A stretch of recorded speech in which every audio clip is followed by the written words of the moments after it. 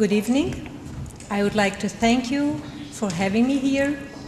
My name is Erika. I am a Brazilian archaeologist, social anthropologist, and historian, and it is a great honor to be here and to share experiences with you. So, Brazil is a country whose history is tightly knit to the use of wood. The country's name comes from a tree, pau-brasil, or Brazil wood, whose mass exploitation constituted the first economical cycle of the Portuguese colonization and exploration in the 16th century. This tree can reach up to 30 meters in height. It has a red-orangey compact wood and presents beautiful yellow flowers with wine-red centers. When the European colonizers first arrived, Brazil wood was widespread throughout most of the Brazilian coast in the ecosystem of the tropical forest known as Atlantic forest. Here. In reality, the Europeans were already familiar with this tree species, which are also found in the eastern Indies and had been exploited since the 9th century for its wood and for the production of the red dye. Thus, the extraction of Brazil wood represented an enormous commercial interest to Portugal. The labor force used constituted of indigenous people who would cut down the trees and transport the logs to the trading posts in exchange for European objects such as iron axes, combs, and mirrors. Historiography mentions the trip of the ship called Bretoa that transported 150 tons of wood in a single trip in 1511.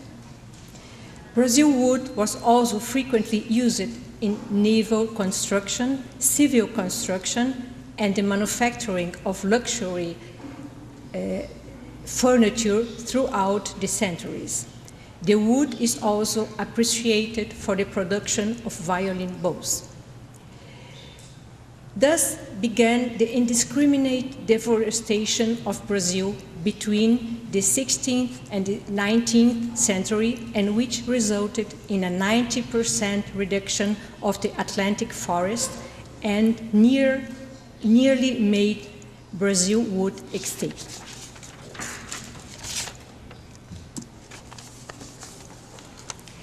Besides Brazil wood, Brazil has an exceptional variety of trees, a fact that is directly related to the environmental diversity of a country of continental proportions. In the colder areas of the Southern Plateau, there were large extensions of Araucaria forests, whose wood and fruit were consumed since prehistoric times. In the Atlantic forest and in the Amazon region, the hot and humid climate produces a great variety of large trees that are highly appreciated for the commercial market, such as jacarandá, ironwood, mastic trees, angelim, silk floss trees, and dozens more. In the central region of the country, the hot and dry climate supplied a variety of palm trees such as buriti, babaçu, and jerivá. Indigenous people from this region are even called straw societies by anthropologists because of their intensive use of all parts of the palm trees, from stem to roots, leaves, fruits, and oils. Archaeological research in different parts of the Brazilian territory has revealed a systematic use of wood in the building of the country. Excavations in the port region of Rio de Janeiro have revealed structures linked to the implementation of marine warehouses and berth decks since the 17th century, as well as sunken ships. Research, in this case, includes knowing and registering the different construction techniques used. In order to do this, intensive procedures of building modeling, which include geophysical testing and laser scan technology, are applied. The final key element in this interpretation is the concept of landscape, a reference that articulates and structures the interpretative models for the evolution of natural scenarios and the perception of society's roles in the construction of these environments through time. Other archaeological research, this time done in the Amazon River basin, indicate the intensive use of wood in a very different historical context. The establishment of the western borders of Brazil with the Spanish colonized countries such as Bolivia. In this area, an emblematic construction was accomplished in the end of the 19th century and first half of the 20th century, the Madeira-Mamoré Railway. Curiously, the railway sleepers were brought from England, being preferred to the use of the native trees largely available. The other structures associated to the railway, such as warehouses, workers' lodges, bridges, and ports, were all built from local wood. Therefore, the history of Brazil has always been inseparably connected to wood, from the name of the country itself to the formation and construction of the nation. Indigenous people who had inhabited the country since the last 30,000 years before used the native species widely for the building of houses, canoes, and various structures in their territories. They also used them for food, manufacturing of tools, medicine, and others. We cannot neglect also the use of wood in symbolic contexts as a representation of deities or for the manufacturing of ritualistic objects, as we will indicate better later on. The indigenous techniques of knowledge in the use of wood and its derivatives were incorporated into European cultural practices in the last 500 years, and then to the knowledge brought by the African groups that arrived in great numbers to the country due to slave trafficking. All of these factors, in conjunction with the Brazilian environmental diversity, result in a complex and multicultural use of wood in Brazil.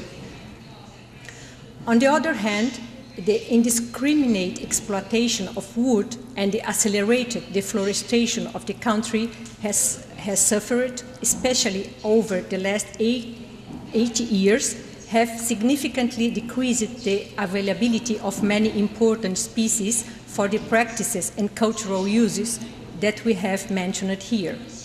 In consequence, there have been continuous changes and adaptations in traditional communities to new materials replacing the species that have become scarce.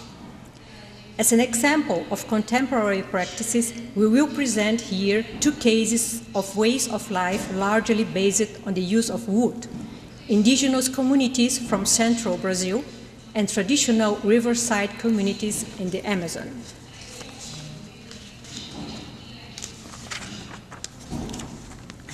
In both cases, wood constitutes the essential element in the culture of the communities and has a crucial role in the maintenance of their ways of life.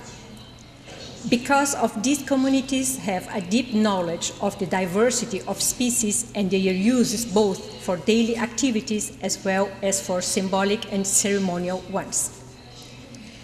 We have been developing research programs with these communities in different parts of the Brazilian territory that are aimed in particular at registering and making data available from a perspective of collaborative archaeology, or community archaeology, as it is more known nowadays.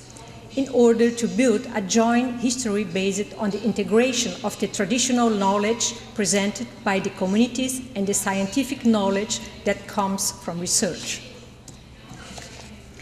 In the case of indigenous communities from central Brazil, I would like to explore two aspects connected to two different universities: the use of wood in everyday contexts and the use of wood in symbolic and ceremonial contexts.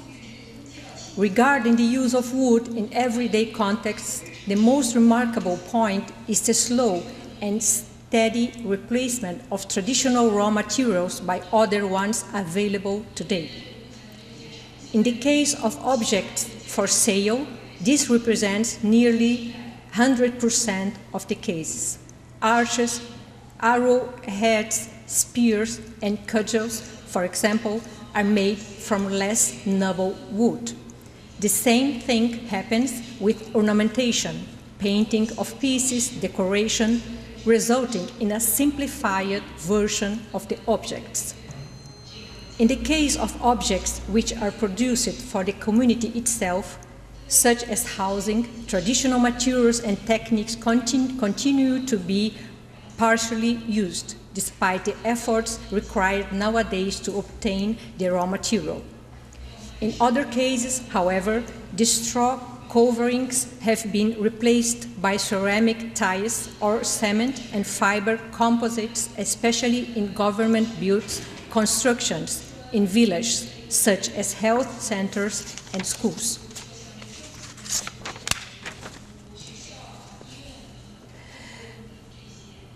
Work developed with the communities from the Xingu Indigenous Park has provided an interesting perspective on the traditional use of wood in ceremonial contexts.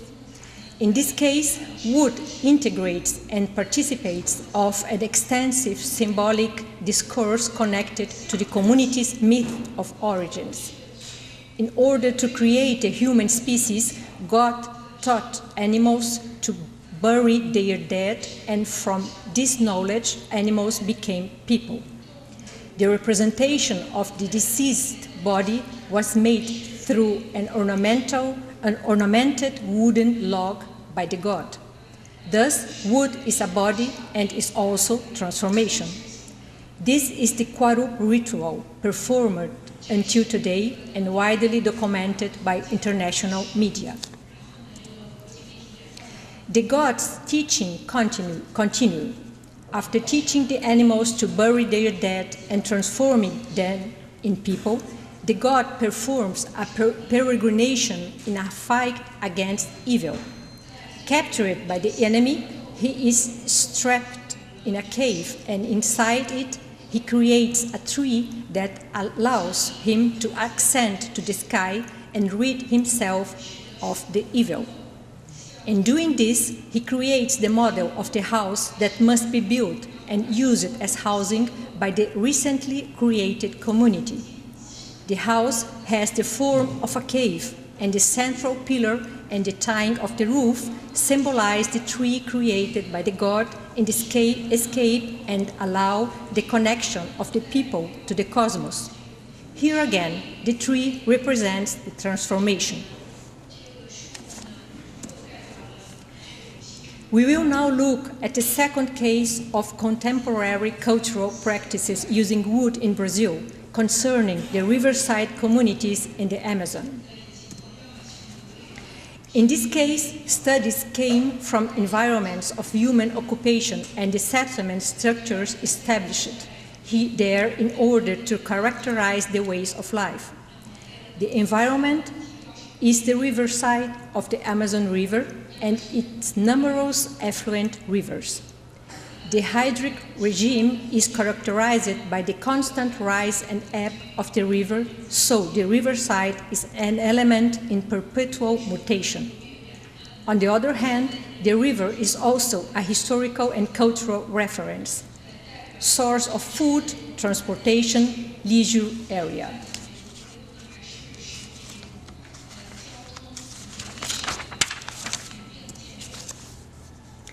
Therefore, the houses, all made of wood, lean over the water in steel constructions.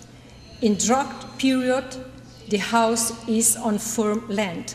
In rainy periods, it is surrounded by the water, and the boats can reach the foot of the houses. Houses and boats are central in this way of life and are inseparable elements. They are both always made of wood, the raw material historically available. The choice and the adequate treatment of the raw material are essential, as well as the techniques for preservation and maintenance of the wooden beams and boards which were previously obtained manually through axe strikes. The internal distribution of the house allows proper air circulation to ease the high temperatures in the tropical summer. It also allows the separation of the family's private and intimate space from the social area. The large porch is an extension of the house and the river. It is there that the family manufactures, fixes, and stores the fishing nets, where the fish is prepared, where people rest, or simply where they can admire the flow of the water. Finally, the canoes are another example of the cultural adjustments in the use of wood throughout time. Although traditional techniques may vary, one of the best known is the canoe made from a single wooden trunk, where the insides are carved with the use of fire. The row was also a single piece of wood. In order to obtain this kind of canoe, however, it is essential to have wood of a quality that can no longer be found or that is now protected by legislation. Therefore, the most frequent practice is the building of boats from wooden boards purchased in the market. Likewise, only a small number of people still possess the knowledge of this kind of boat building, since these boats are being replaced by aluminum motorboats. Thus, we have shown how the two cases here presented have been reactions to the cultural adjustments and transformations in the use of wood from a perspective based on the concept of resilience. This means a society's capacity for self-regulation in order to properly function inside of its goals. We have attempted to demonstrate the subsequent impact in the self-regulation of their ways of life in order to maintain balance or stability through a scenario of adaptations to the profound change in biodiversity that happen nowadays. This is related to the community's capacity to adjust to new conditions, change to resist or survive. This is the principle of resilience. In this analysis, sustainability is a key concept. The necessary evolution from a predatory attitude towards the environment and socio-cultural diversity to a posture that aims to capitalizing on this same diversity necessarily implies the acknowledgement and valuing of these goods as heritage of humanity, both environmental and cultural. It also implies the search for the means that make their maintenance possible in an integrated and sustainable way. In other words, within a socio-ecological perspective in which culture and environment are seen as an integrated system that are one and the same. Thank you for your attention.